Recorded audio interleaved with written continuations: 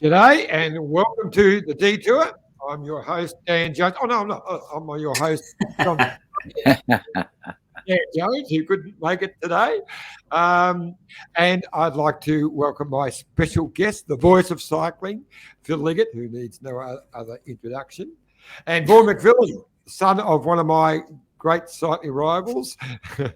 And Vaughan is on the board of the Mental Wheels Foundation, and he's also with the company Apex Custom Clothing, who are doing that wonderful clothing for our Detour kit, which we'll get to later in the show.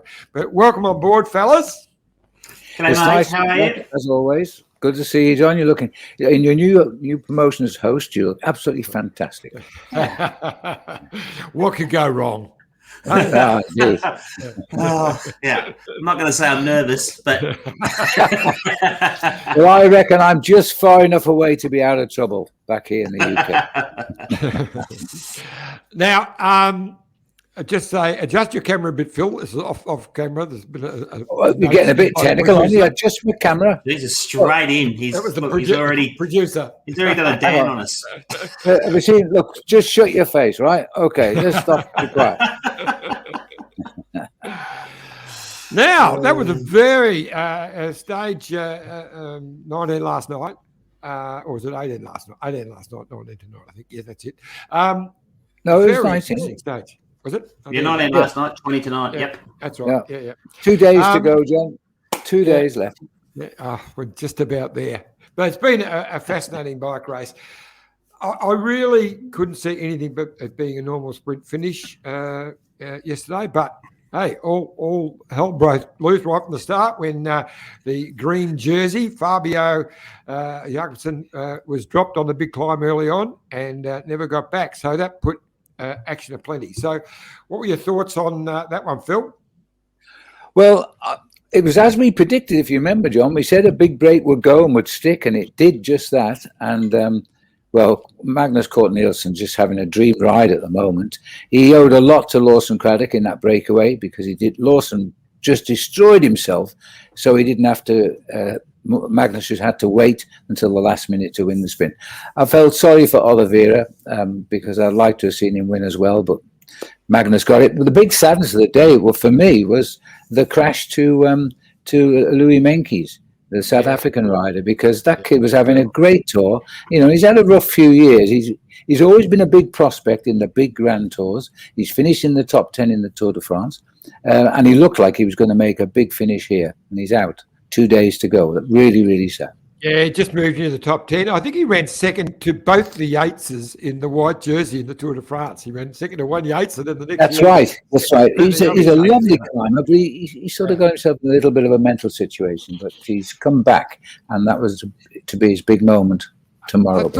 I thought it was a really interesting stage in that I always thought the break was going to get caught. They never got more than just over 2 minutes. It was a big break, which would never really settle well early on.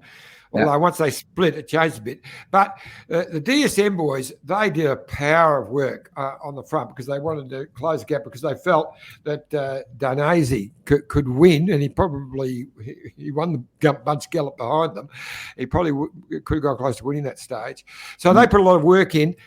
Bike Exchange were very late helping them. I think because they had one of the young guys in the break, although they really felt it was a day for Matthews. They finally decided to put the hammer down. But just as you said before, Vaughan, Lawson Craddock was amazing, and he was the difference. He was the reason they didn't get caught. He buried himself for about 20K out, and then he did it again in the last 5 or 6K, which just stopped the peloton from closing because it was down to less than 20 seconds with about 5 or 6K to go.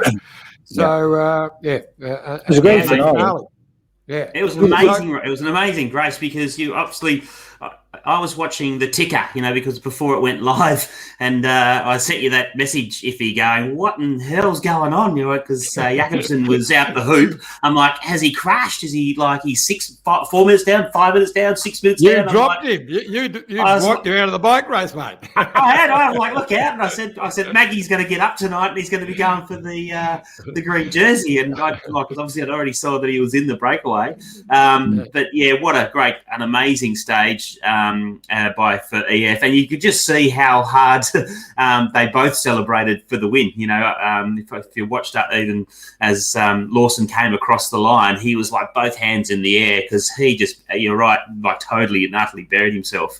And I thought, don't want to throw stones, but yeah, I agree with you with Bike Exchange. I don't know, they came really late to the party, and in the end, they missed out again on another one. So probably their last chance, actually. Yeah. So even though Dan's not on the show, he's not completely useless. He did throw the fishing rod out to his mate Jens Keukeleire, and I managed to catch up with Jens only just a few minutes ago. Or they're on the team bus. I'm not sure which way they were going, but they were on the team bus. So let's have a word with Jens and his special mate who was sitting in front of him. G'day, Jens. How are you, bud? Yeah, good morning for me. I don't know what it is for you, but all good here. Thanks. It's early evening. Listen, what do you got in the water there at EF? What's happening? Yeah, I don't know. I think just a really good atmosphere along the boys here. It's been we've been saying it a couple of times already. It's been a really nice last 3 weeks on and off the bike. I think there's a really good atmosphere. Even though we lost some guys along the way, the atmosphere has been good this whole time, and it's just been amazing. Well, that's what happens in Grand Tours, of course. You normally lose a few along the way. Look, I was just talking to a mate of mine, and I said we're going to be talking to you shortly, and he said, Jens, he never stops smiling. And it's true, Jens. You were always smiling. Even the other day, I saw you were going for a King of the Mountain sprint with one of your Belgian mates with AG2R, and you were both laughing at each other. What was going on there? Yeah, it was the intermediate sprint, and I wasn't intended to go for it, but I saw the sign like 1K to go, and I was wondering is anybody else gonna try? So I go to the front really slowly, and I see Stan de Wulf. I know him really well. I've been teammates with him and did some training camps with him last month actually, and I saw him going down in the handlebar. And I said, "Oh, okay, here we go. We just go for this." It was stupid, but it was funny. Now, I don't know where Magnus is, if he's around the back there, but we'd love to see his face because that was just the best ride. Oh, there he is. Hey. G'day, Magnus. Yeah, I got my headphones in, so he can't hear you. I can't hear. But just tell him from us, congratulations. That was sensational ride. Yeah. Yeah. And now, so that's 3 wins, but I reckon the one he didn't win was almost his best stage. That was a stage at 12. No, stage 11. Stage 11. Where he just got caught. Yeah. That was great. Yeah. But can you just say to him, I reckon he is my favourite for the World Championships in Flanders. I reckon he is the form rider, and it's a perfect course for him. What's he think? I'll ask him. Nice. Okay. There's a question. They reckon you're the favorite for the Worlds. What's your answer to that? I don't quite see it that way. I think there's a lot of strong riders that have done very well recently, and especially in Formula 1 race, I might not be the favorite. No, you're just being modest. Well, He's being modest. Yeah. Well, I mean, normally the guys who come out of the Vuelta have the best form for the world. So the other big riders, like a couple of your compatriots from Belgium, they haven't ridden the Vuelta, so it's harder to get that same form. Eh? Yeah. What about you, Jens?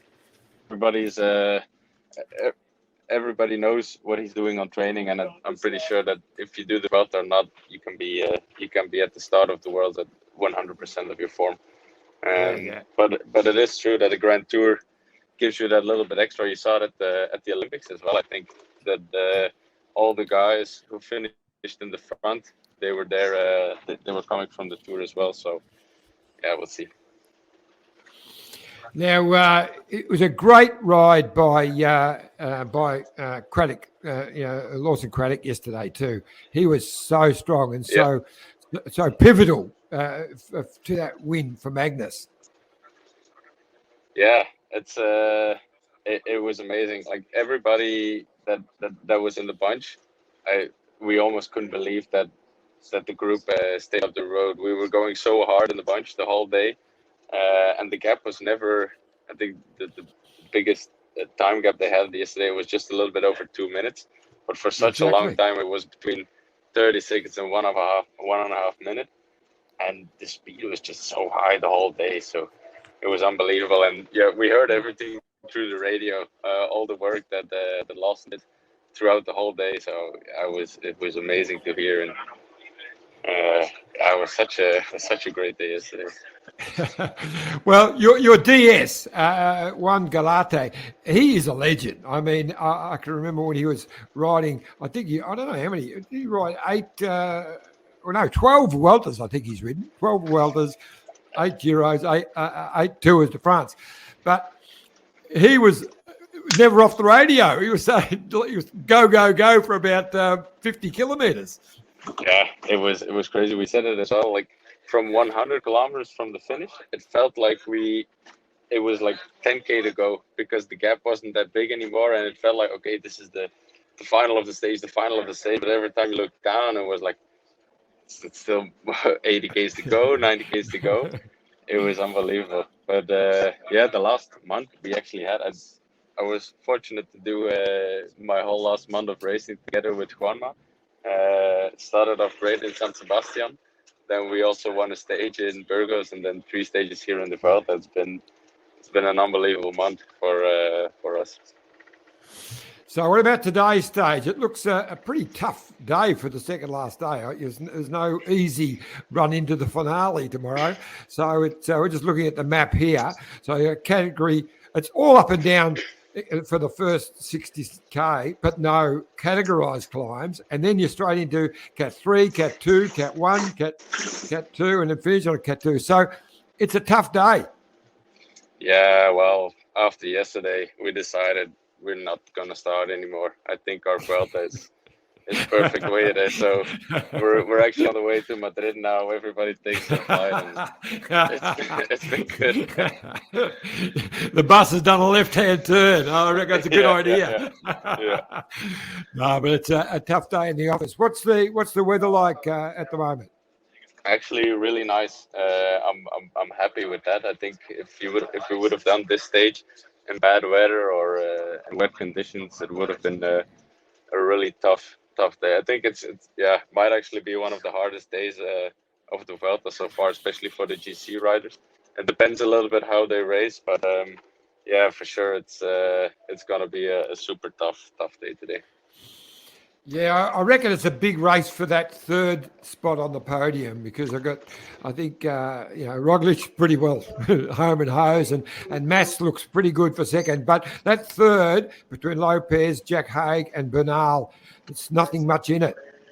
No, and I'm cheering for Jack. I was teammates with him on Orica.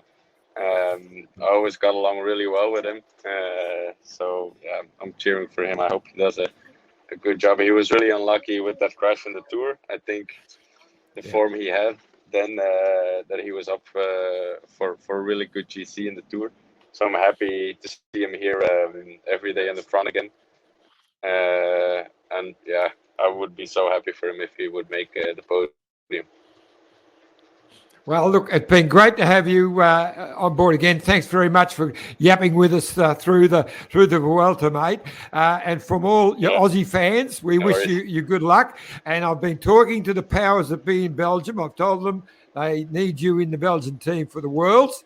I think they'll sign you up just so that you can tell them about Magnus. Okay, that's good. That's good. Thank you. Thanks for having me. All right, mate.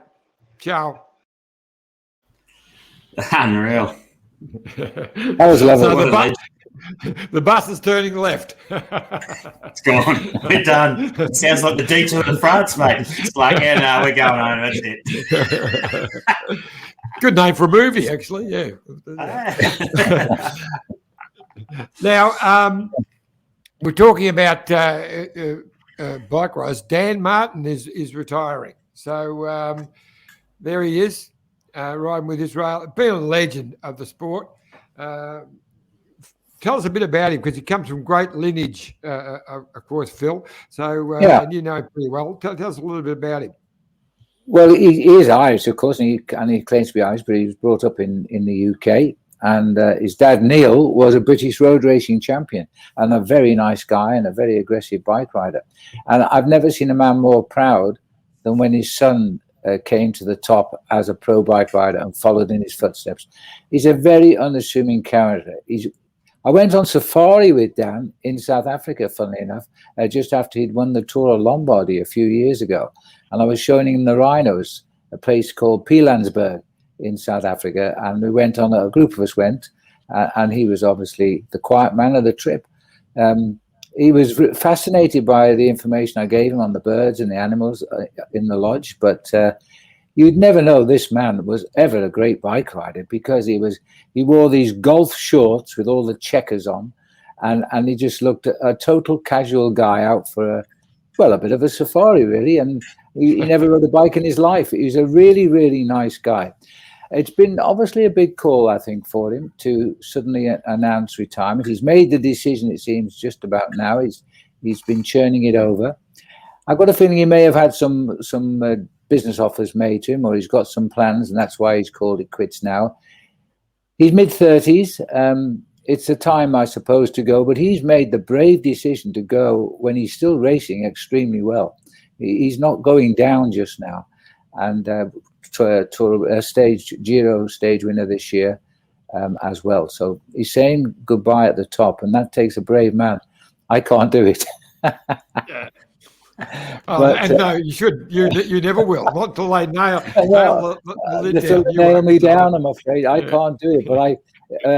But as Dan said, he's not going away from the sport. He's going to stay very much involved. But he's right to consider his family and his kids, because your young life goes by very quickly, especially when you're doing something you really love. And he really loves his bike riding. That's the thing. If he didn't love what he did, he'd have been out last year, the year before that. What concerns me is, what's his dad going to do? His dad's a real brummie from Birmingham, the Black Country here in the UK. And I've met Neil in many strange situations, and all he's doing is quietly following his son. Well, on a train for one, when we came up from Avignon to France, to Paris rather, at the end of the stage of the Tour de France, I walked into Neil on board.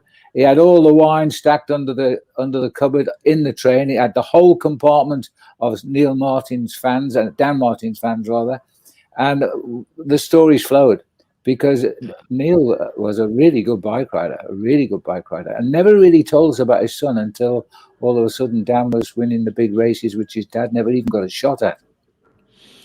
But of course, the lineage and the Irish connection comes because his mother is Stephen Roach's sister. So. Correct, correct. And Dan was my info into Stephen Roach many years ago. Yeah, and not Dan. Neil was my info. Yeah. And also overnight, of course, Caleb Ewan took out stage 5 of the Benelux Tour with a very good win, just getting Colabrelli just before the line. He only went past him with about 15 minutes to go and beat him by nearly a length. So he was really moving. But good to see him back, because, I mean, it was a nasty crash in the Tour de France, which could have been season ending. It wasn't just a simple collarbone that you could fix. It's taken a long while for him to come back, and he's come back really That's strong. his first win since June, I think. So he's now back. And Colbrelli is on top of his form, so that was a good scalp, because Colbrelli is going to go in as one of the Italian favourites to win the World Championships. They're putting a lot of eggs in that basket for Colbrelli. He's having a great year. Yeah, well, he came past him too in that sprint. Really, like it was. I just watched it again. That's like Caleb came off the wheel from about fourth wheel, and massive gear, and just punched it. And it was a longer sprint than I was expecting, because he, as he come up alongside Colbrelli, I thought that's the finish line there, and there's another like 10 or 15 pedal strokes, and it was a real gutsy, really strong performance by Caleb. Yeah. Really exciting to see. On his form, I think, Vaughan, he's the fastest sprinter currently on the block in the world. But he's found his legs again. And he reminds me of Robbie McEwen every time he comes out of that pack at full speed, making up lost ground and streaks ahead of the field. He's an exciting sprinter to commentate on, I'll tell you that. So I'm happy for him. I'm very happy for him. Yeah, and he's co-leader of the Australian team for the Worlds, along with Bling, with Michael Matthews. It'll be interesting to see. In top form, you'd say he would get around that, because he likes those short, sharp climbs like that are Tour of Flanders type things. But it'll be interesting to see if his strength is up there. But I'm looking forward to what would be a great World Championship. But the other thing in the Benelux Tour, we've got Durbo. Luke Durbridge has moved into second place, only, I think, 2 seconds behind Stefan Kung, who's the leader. Although you were just pointing out to me before, Phil, it's a pretty tough finale on Sunday. What's going on there? Yeah, it is. I hadn't realised, but I took a little more interest when I saw Luke was up there in second place. Mind you, you're looking at about 20 guys all within 30 seconds of the yellow jersey. So it could flip at any moment. But I think Luke Durbridge, for me, he's having a great season. Images of the way he rode Mont Ventoux this year in the Tour de France at the front of the bunch. I was over the moon for the guy. And laughingly, I interviewed him and I said, "Hey, how long have you been a climber?" And he just laughed. It was just terrific. So I would like to think that he'll consolidate this runner-up spot. But the course to finish this race is 3 times at the wall, 4 times. The 4th time you finish on the top of the wall of Gerardsbergen. It's a cobbled brute, of course, the famous church on the top, and the crowds will be enormous. As the Belgians will tell you, they're very unruly crowds, because they love their cycling. So no COVID restriction will stop them, I'll tell you. They'll be there in the thousands. It's difficult for the Brits, because the Belgians see the British, the UK, as a red country. So if we went, we'd have to quarantine. So I don't think the Communist Party got in already, have they? I thought it looks like we've been taken over now. We've been taken over. It's all gone wrong, all at the last minute. The Reds under the bed. A massive 42,000 new cases yesterday here in the UK. It seems we don't care anymore. We just get on with our life now. So, but we can't get to Belgium. That's the problem. But I think it's been. We can't point the finger. We can't point the finger at you. It's not looking too flash here at the moment. We're no, it's not. Well, the thing is, the virus is in now, and that's the way it's. We're going to have to learn to live with it. Otherwise, the countries will sink economically. They'll just sink. We have a major job problem here now. We can't get a lorry driver to drive a vehicle. They just don't exist. So all our simple things like the food shops are turning no food on the shelves. So it's no McDonald's. Oh, yes. Well, as I said earlier, there's always good news in COVID. Anyway, good luck to Luke. He's my man. I want to see him do well in this race. He deserves it. He's such a genuine bike rider. I'd love to see him. Now, also, we had the stage of the Senazit Challenge, the Vuelta, the women's Vuelta. The woman you said, John, has taken control. Well, not quite, but she won the time trial. She won the time trial, but only by 20 seconds from Risa, the Swiss leader. 20 seconds, and I think Keukeleire was 28. So I think the lead now is 136, but Reukers, and 139 to Van Vleuten. They'll have trouble getting there. It's a really hard stage. I loved reading the quotes from Annemiek van Vleuten. She's such a racer. She said, "I'm really looking forward to it." There she is there, up with her hand up in the air.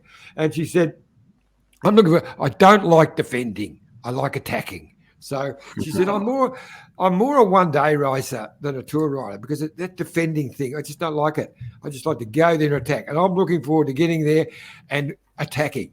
I'm not going to just present it to Rusa. She said, so fantastic. Bet your life. Well, she's a brilliant. I'll never forget a World Championship win in Harrogate at the Worlds 3 years ago. I think it was 2 years ago.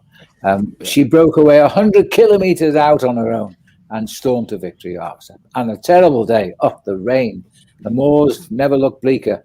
Sherlock Holmes had the time of his life up there. And it was fabulous, absolutely fabulous to see her win that race. And, Jerry's the best protagonist of this. But when Jerry employed her on the women's team here in Australia, I got to know her quite well. And she's an absolutely super person and soaked in talent. She's the number one bike rider of the day for sure. Even though we've got Van der Breggen and top women like Marianne Vos, yeah. And Vorney, did you watch any of the women's challenge or the highlights of it last night? I didn't watch the last night, but as I said the other night, I've been loving watching the women's racing, and it's interesting too. After the Olympics, just to see who's still on form, and there always seems to be a pretty tight bunch of girls right near the very top. But she's a super impressive rider, isn't she? Yeah, she is. Yeah. No, she is. Now, I just wanted to have a shout out to one of a good friend of mine and a fantastic athlete in Carol Cook, who's riding in the Paralympics. She got a silver medal in the time trial, but she crashed this year. She was trying to defend her gold medal in the women's road race. She crashed badly, and she's in hospital with a punctured lung. So.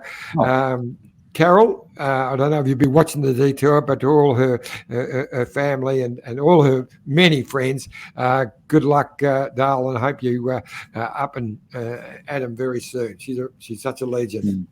Absolutely.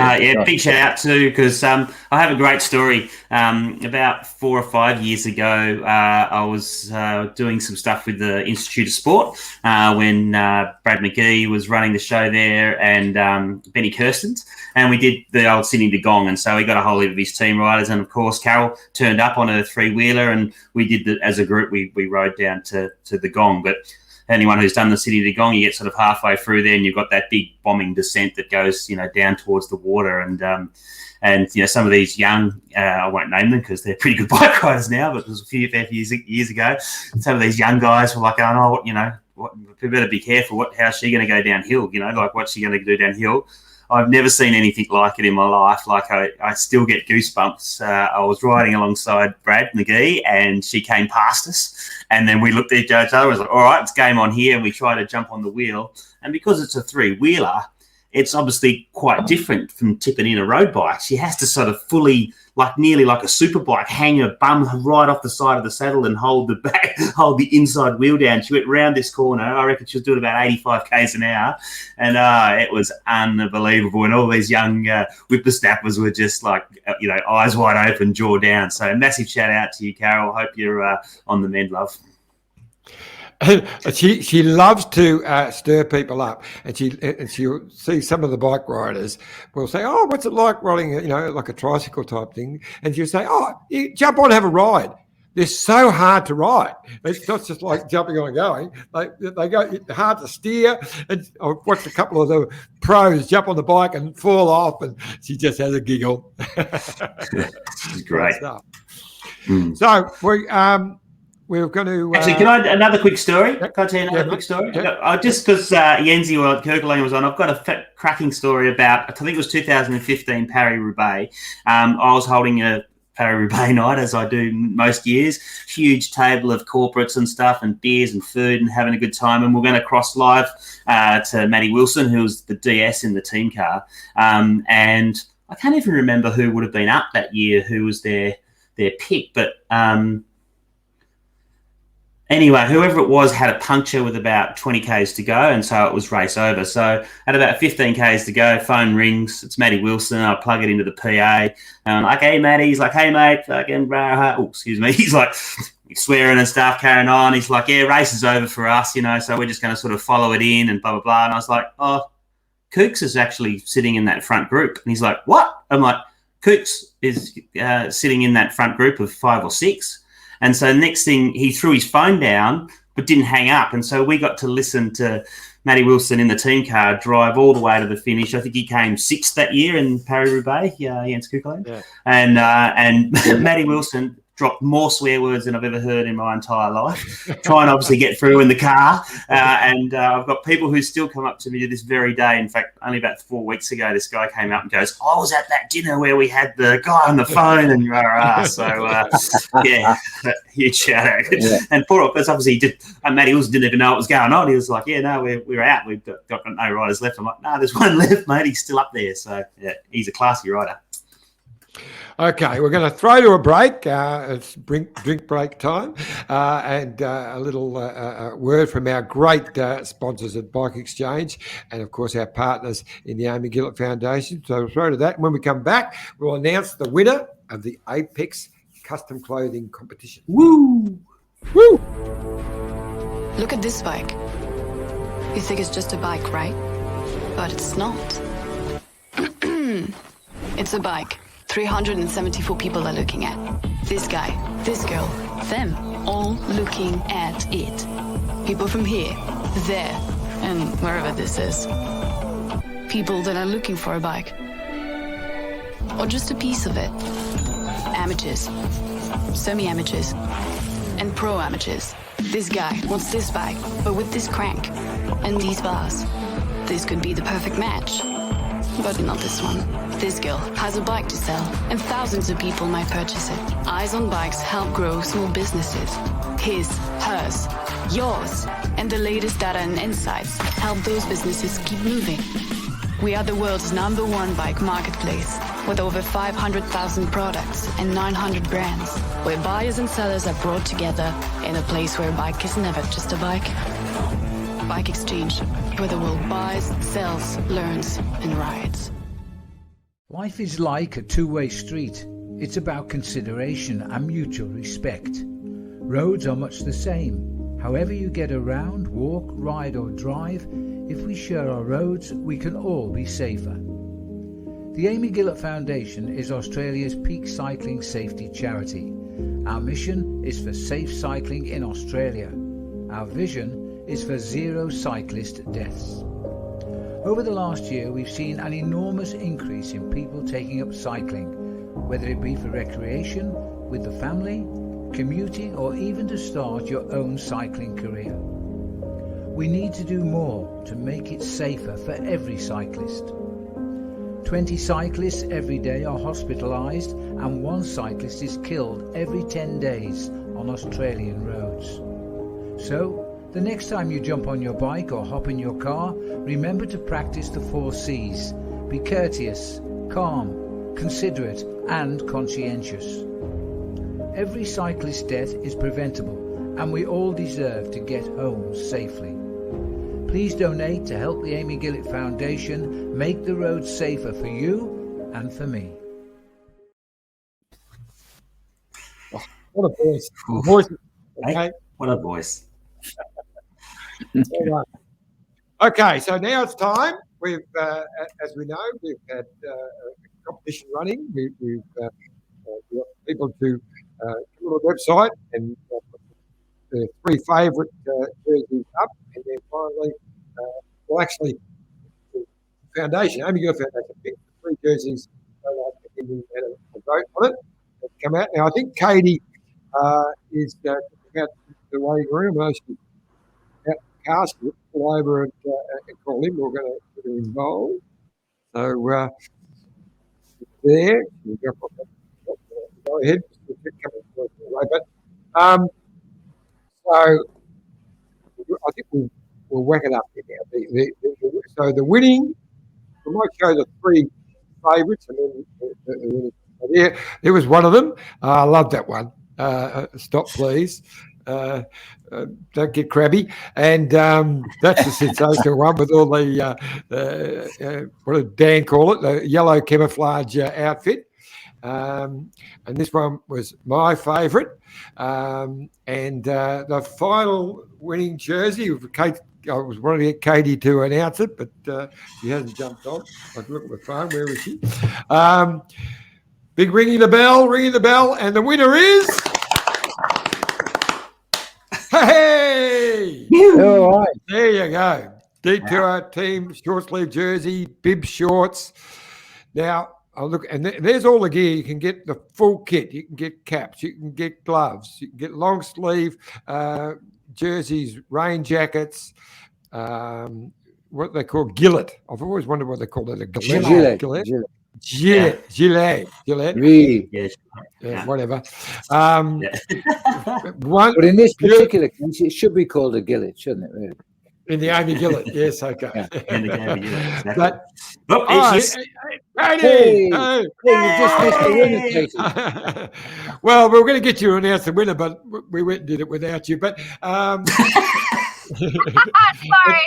Sorry. That's all right. No, that's fine. So it's been great. So I was just telling people about all of the gear that they can buy. So whether they are going to come along to Amy's Great Ocean Road Grand Fondo or not, you're welcome to come and buy the equipment. All the profits from the sale will go to the Amy Gillett Foundation. So how's it all going with Amy's Grand Fondo? I mean, I know there's a bit of conjecture on what's happening in Australia at the moment, but how are the entries going? Yeah, really well, actually. We've had such a big sort of intake in the last 2 weeks. And so that's kind of really encouraging as well. And fingers crossed everything is happening in Victoria so everyone can ride there. But next Saturday the 11th, we'll announce something else to go along with Grand Fondo, so we can do it in the interim. So maybe I'll tell you guys first, and then you can announce it on Thursday, and we'll announce it on Saturday. Oh, wonderful! Sounds great. Cool.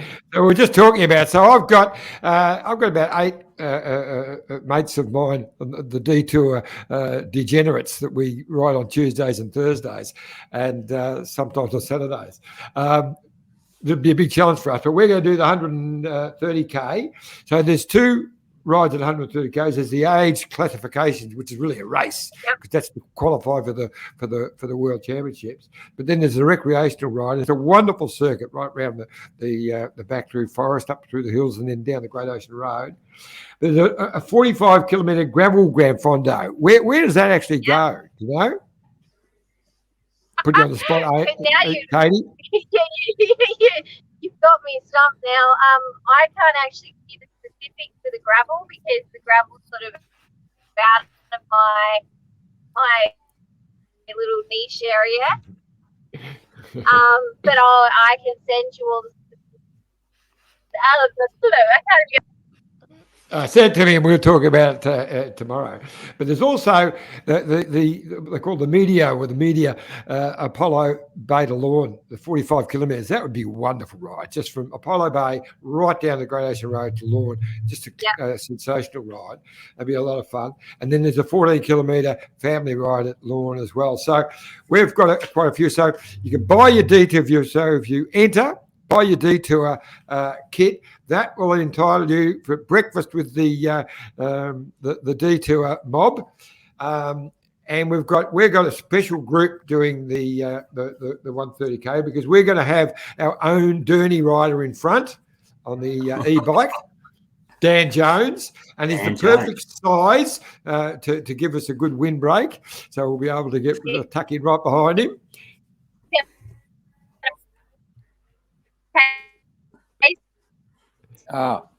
Sorry, Katie, you're just breaking up there, Dale. There we go. The gravel goes up.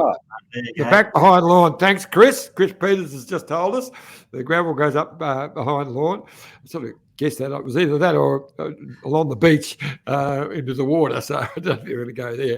But sensational. Oh, you're back, Katie. I'm back. Sorry. Sorry. Yeah, that's all right.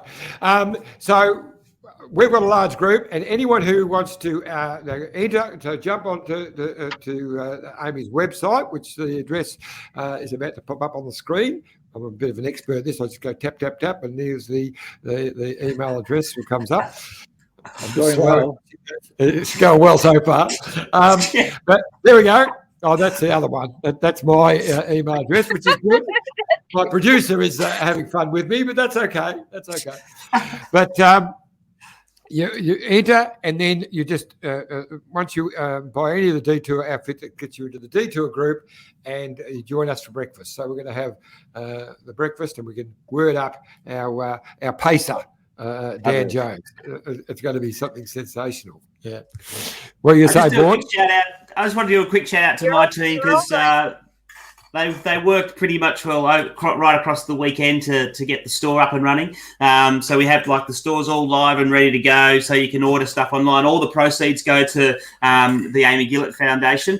So we've got all levels of jerseys. We've got our top level pro jersey right down to our team jerseys and bib shorts and gloves and all of those sorts of things. The design is fantastic, and my design team I need to give a huge shout out for, because they had a lot of fun turning in a lot of different entries. They came in all warps of life, I can tell you. There was photos on the backs of napkins where people had just drawn in a black pen and said, make this bit blue and make this bit red.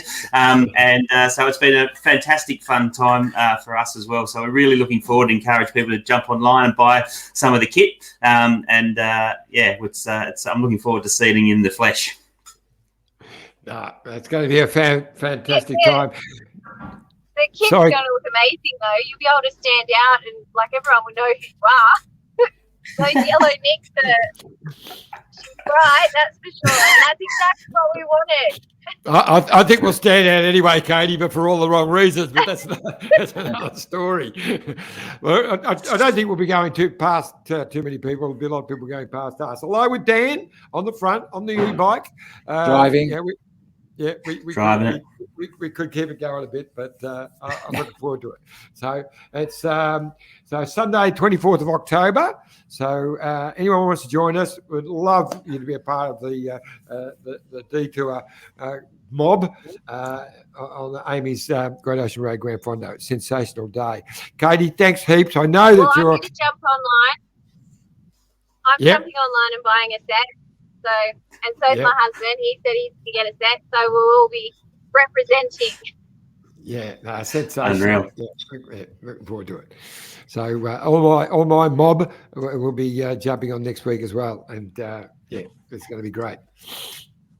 All right, well, Katie, thanks heaps for coming on. I know that you're in transit at the moment. You've got to pull over to jump on and join us. As always, fantastic job you're doing with Amy Gillett Foundation. And there's the address, amygillett.org.au. Jump on that website and have a look what they do. It's all about cycling safety, which is what we're all about. So this is a wonderful chance to raise some funds.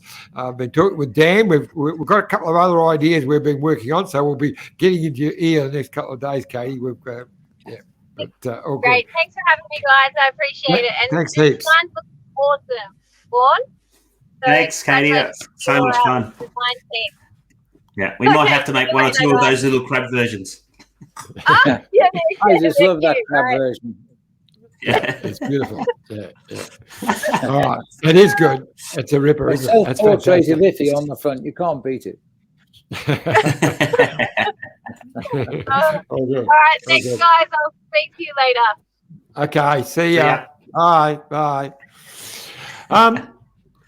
Guys, you've been sensational as always. So, Phil, anything news from Britain? Anything updates you want to tell us about? I nearly choked then. That was a good start, wasn't it, John? First of all, the Great Ocean Road. Let me just, when you said that the lawn to Apollo for the, is it the family ride or was it the? Yeah, Apollo Bay to Lawn. Apollo Bay to Lawn, yeah. Apollo Bay to Lawn. Well, I did that ride a few years back with Phil Anderson, who'd not long retired from the sport of cycling. And he never stopped talking the whole way because he just loves the area. He lived there at the time, of course, down by Apollo Bay. And always pointing out the views everything into the ocean, everything to that, waving his arms around, almost knocking me off, and riding at the same time at quite a rate of knots. And anybody that hasn't been to the Great Ocean Road, it is not flat. It is quite hard with climbs. And so I never had a word in edgeways, and I was supposed to be the commentator. But if Phil had got paid by the word on that occasion, he would have been a multimillionaire. He was never out of breath, and he just kept on telling me all about the views, because I'd never been on the Ocean Road before in my life. And he's right, it is a beautiful road. So I really wish I was there to ride with you on this one, John. It's going to be a fabulous day out. It really is. And let's hope they raise lots of money for what is a fantastic foundation. We all knew Amy Safe. I had the pleasure of reporting on her before she was killed, and our memories have been kept going forever. I know her parents and everything else. Anyway, that's that. Now, what's happening in England? Tour of Britain's about to start. It's funny enough, I used to be the organizer of the Tour of Britain when it was known as the Milk Race, and I was the director there for 22 years. And then there was a small gap, and then the Tour of Britain came back. In between was the Kellogg's Tour, but unfortunately they thought the Kellogg's Tour was part of the Milk Race, because milk and Kellogg's go together. In fact, I've just had some for breakfast. And then when it all went flat in the end, the Tour of Britain was reincarnated by a company called Sweet Spot and Mick Bennett, and it's going very strong, and it's been gifted this year. It's a nice short tour. It's not hard, it's not hilly, but Britain is a very difficult area to race. But we've got some great, Wout van Aert is here, Mark Cavendish is riding. I think Dan Martin's coming. But we've got a great event, and funnily enough, on Thursday next week, I'm going up to the north of England, where I come from, of course, but a bit further, even north than that, to Cumbria, and that's about 350 kilometers from where I am here. And it just happens to be, my niece thought it was great I was going to visit her, because I haven't seen her for quite a few years at her own home near Penrith. But guess what? The Tour of Britain goes right past her front door on the stage that goes from Carlisle to Gateshead. And by coincidence, I'll be there the day before. So I'll be out on the roadside cheering on the likes of the guys. I'm also happy to see Nick Lamini, who came out of the Tour de France when he was eliminated, the South African cyclist, because he's a good friend too. But I guess they won't be stopping to talk to me, because I'll be along the route. Just down the road is the highest point in Britain, is Alston. So it's quite a hilly area. Yeah, it'll be all. I'm looking forward to it very much. And I've got no work to do. Starting down in Trevorrow country, yes. Is it Cornwall? It is Cornwall, yes. Yeah. I tell you that, and Cumbria is a long way. I've always been surprised that the Tour of Britain has got the support it has, because it's not a place-to-place race. It's pack your bags and drive for a few hours to get to the next start, finish, pack your bags and drive for a few hours to get to the next start. Because in a matter of a couple of days, they got from Cornwall right up towards Gateshead, which is on the northeast coast of northern England, right down from the southwest coast of Cornwall. And it's done in a couple of days. But the riders seem to accept the long journeys by road, and they've always sent a great field. But the standard of organisation is very, very good. That's for sure. Well, Mick Bennett, I raced against back in the old days, in the early 70s. He was one of the Team Pursuit team, the British Team Pursuit, who were world class. 2 bronze medals in the Olympics, and the world silver. Should have been world champions, but they gave it away. We won't go into that one right now. But Mick, they did give it away, but I think that was a good call. Mind you, Mick was not in agreement with that decision. I can tell you, Ian Hallam was. And for those that don't know, the German team who were winning, going into the last lap, crashed, and I think they hit an official, which was the problem. Yeah, they did. They hit an official, and so the Brits felt that they couldn't take the title because they were going to win it anyway. And so they got the gold. And in fact, the British Pursuit team, I'm talking all rubbish now, aren't I? But the British Pursuit team were presented with the Most Sportsman Award of the Year in Germany. And they received these fabulous Longines watches, which at the time were extremely wanted pieces of machinery. And to make it even worse, Ian Hallam's got nicked out of the car. Mick Bennett said, as much as it was very nice to get that award, he would much rather have had a rainbow jersey. But anyway, Mick doesn't take many prisoners. I raced a lot of. Crits in Holland and Belgium, and Kermesses against Mick, absolute legend of a guy. Okay, so we've got some exciting news about the Maldives, our Amila Maldives competition. Now, Jason Cruz, who is an Aussie who runs the wonderful resort, has been very involved in the whole Careca fundraising that we're doing, and he's been so he's upped the ante a bit more, and he's done a couple of things. He's increased it from the 5 days to 7 days. He's already increased it so you could take 2 and 2 children. But if anyone is prepared to lift the offer up to $10,000, he's prepared to make it for 4 adults. He said because the actual suites are large enough to have no problems with 4 adults. So it'll be full board, so breakfast, lunch, dinner for 4 adults for 7 days. A drinks package. He's not going to give you free champagne and that for the whole week. He reckons Australians are drinking out of business. But the new he's right. This new deal is worth between $18,000 and $20,000 US.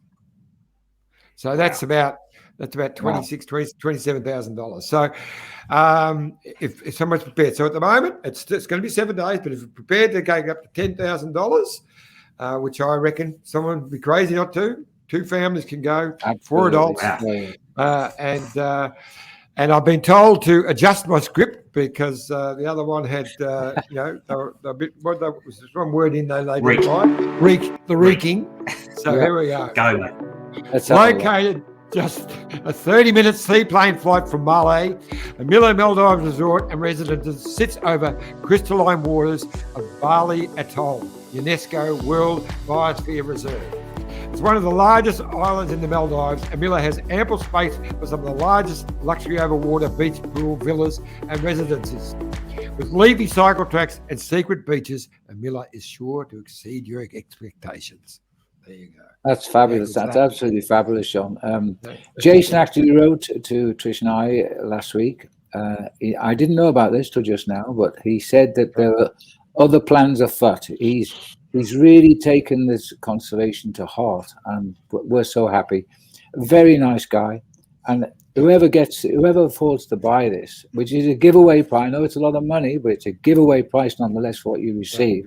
And I think the trip includes the small flight to the island, doesn't it? It does. So it includes 7 nights in an overwater pool or beach pool villa for up to 4 guests. Breakfast, lunch, and dinner daily. Return seaplane transfers from Malé, inclusive of some other special, seagoing activities. And Jason will look after you. It's going to be something really special. It's going to be a whole of a lifetime, and some of you will talk about for the rest of your lives for sure. So from the Maldives, 7 nights. That's amazing. That's bloody cheap. It's like just over $350 a night per person. I know, it's I'm amazing. going to be on the blower as soon as I get off there. Just ring my mates car. We can make this work, surely. That's why he's got a drinks package, Vaughan, so you can't drink endlessly at his expense. That's what he's worried about. There's I've just got some emails coming through now, so I reckon there'll be probably a couple of offers in there. But look, I'm really looking forward to it. I can't believe it. And I just thought we might have just at times see if my fingers can get it going, but we should do a quick showing of your wonderful Phil's African Safari that's coming up. Which is it's not long before we do the first ride now. No, I know. And I know Dan and I are going to be doing it. I think, Vaughan, you're going to be doing it as well. So, great. Nice to see you, Vaughan. You'll love it. Yeah. Hi, everyone. It's Phil Liggett here, and it's time to get my African safari on the road again. We're heading back to the Careca Game Reserve in the Eastern Cape of South Africa, where animals, including the rhino, roam freely. We did 4 great rides in June, and now, with 2 new ones, we're set to go again. There will be eminent guests to answer your questions on the wildlife and also offer an opportunity to win amazing trips to Careca. We'll chat to one another, and you don't even have to ride thanks to Fulgaz, who will set you up to watch on Zoom when you enroll and make a donation. We have 4 rides, 1 per month, starting on September 19. They last an hour, and if you have a smart trainer, you can pedal your way through the reserve or you can just sit back with a cup of tea. In either case, knowing that your participation is helping keep the animals safe and free to roam. Come and join me, and all the information you need to have is at careca.co.za/peloton, and let's go. Yeah, and thanks to Jason, the Careca is going to be at least $10,000 richer very shortly, and that amount of money is so needed right now. There is no income for Careca at all, and with no income, we can't pay the anti-poaching teams to keep the poachers off the ground. So, thanks, Jason. Come and join me. You'll enjoy the ride. You don't have to ride, by the way. You can have a cup of tea. That's an official. Is that an official $10,000 offer from Phil Liggett? Is it? We're there already. Well, why not? Why not? Hey, I tell you what, I'd love to go to Armia. I'd love to go there. I can't swim, but I can certainly paddle fast if I need to. You can float around. We're going to wrap up a second. We're going to talk about today's stage. Yeah. Now, that is a monster of a stage. We're nearly halfway before it gets to its first official climb, but it's 202 kilometres. But the first 60, 70, 100 kilometres, it's up and down all the way. It's just not categorised climbs. Then we go into Cat 3, Cat 2, Cat 1, Cat 2, Cat 2 for a finale. So this is a real GCD day. Normally I would say I'll let the breakaway go because there's such a race going on for that third spot. I think there'll be plenty of action. I think, but personally, I reckon there'll be two races.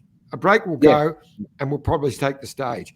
But there will be a fantastic race going on for GC. I know Jack Haig would love to just take a few seconds back away from Lopez and get a few seconds in front of Bernal as well. So a wonderful stage coming up. I think you're absolutely right, John. I think the first hour will be carnage to try and get another big bunch up the road. And then it'll be a charge through the back teeth there all the way to the finishing line. And I don't think the break will get caught. I think the GC will be decided now, obviously, in the time trial. I'm not so sure there'll be anybody attacking each other today. They're going to feel in pretty much like holiday mood in many of the rides. Tomorrow they'll be in Madrid for the time trial. But I think it'll be a very good race. But I think every day has been pretty active. And I'm looking forward to it. Incidentally, John, you might like to know, there's 140... I will get it right. 141 riders finished the Tour de France. 143 riders finished the Giro d'Italia. And we're currently down to 145 in the Vuelta. So that's amazing. We've got nearly the same number of finishes in all three Grand Tours. That's a little bit of rubbish info. See, I do things in my spare time. I'll see if my producer can quickly we've got the map there for the final stage time trial. But for the first time in a long time, there it is. It's not in Madrid. It's in Santiago de Compostela. That's the end of the 800 kilometers pilgrim way, which is when they get there. Yeah, that's right. Exactly. Completely forgot about that. There's something pretty interesting about tonight's stage too. I was going to say it again. You should get up and watch it right from the get-go because although you've got Stora and Bardet first and second in the mountains jersey, in third is Primoz Roglic and he's only 11 points behind Stora.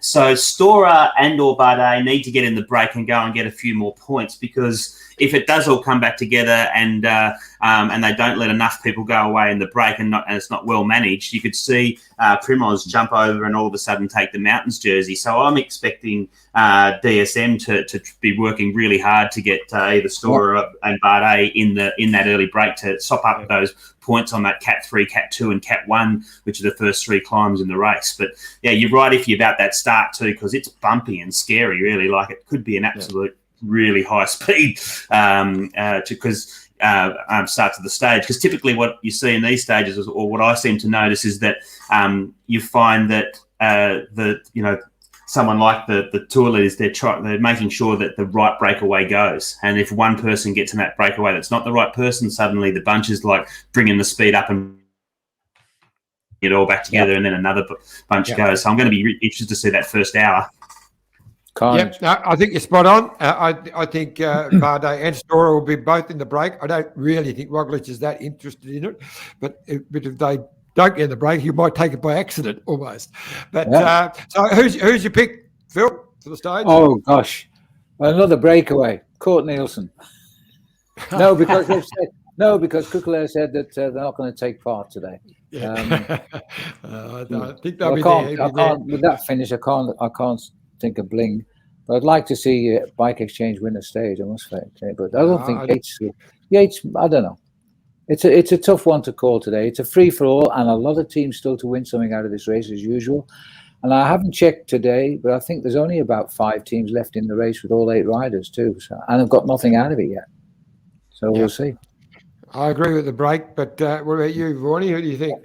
Yeah, I agree with the break. I'm actually going to say Storer, and he can get 3 stages as well. But I think exactly. But I love the fact that with what's going on in that for that 3rd place as well, whether the stage win is on the chance, but that 3rd place is definitely up for grabs. So I reckon we're going to see Yatesy putting it on the line, and so I reckon we're going to see a really, really interesting sort of last that last climb, because there's a few riders there that are going to be wanting to get up to 4th or get up to 3rd. I mean, no one's going to beat Primoz, but I just still think that 3rd place is still up for grabs in a way. So and Bernard looks strong.